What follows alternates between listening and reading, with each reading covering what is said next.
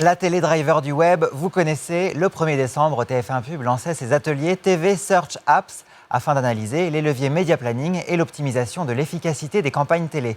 L'occasion d'assister à un partage d'expériences de nos annonceurs, Google, Alloresto, Carrefour, Carglass, et de recueillir la vision d'Ogilvy. Regardez, voici un instant replay de la matinée. Nous avions déjà réalisé effectivement cette étude en 2014, mais l'édition, on va dire 2016, est beaucoup plus ambitieuse. Elle a été élargie à l'univers applicatif. En fait, on a beaucoup plus d'outils avec Apani, la mesure des téléchargements d'applications, et puis tous les outils de tracking des écrans, type Polymetrix, Realytics, Plicon, qui sont extrêmement intéressants. La télévision, c'est un média de branding, tout le monde en est convaincu, mais c'est parfois, certains ont tendance à l'oublier, un média aussi de ROI, simplement à condition de connaître les grands leviers d'efficacité.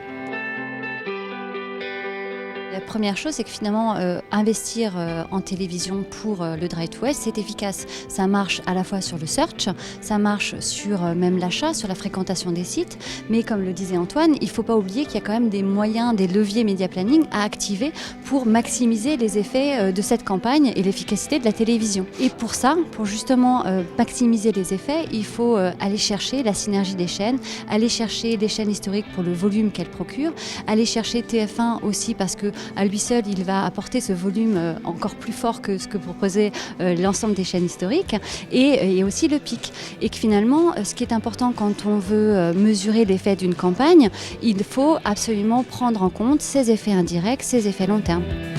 Pourquoi on était là ce matin, notre partenariat avec TF1, qu'on accompagne donc sur cette partie Mobile Analytics, pour mettre le focus sur l'importance de la télé dans la publicité pour les applications mobiles, et qui est aujourd'hui une source un gisement de revenus pour l'instant encore sous-exploité en France. Ça ne l'est pas au Japon, ça ne l'est pas non plus aux États-Unis, et là très très grosse potentialité.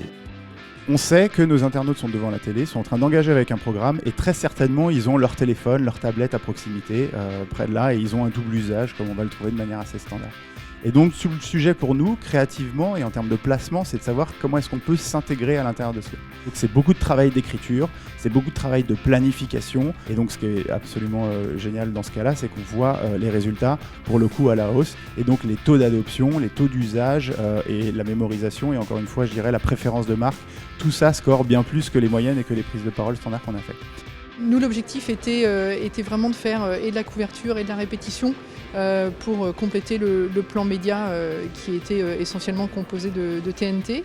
Et le sponsor bien géré permet ça, effectivement. La crédibilité, tous les items de marque en fait sont vraiment poussés grâce à la puissance d'un TF1. À partir de là, c'est inévitable.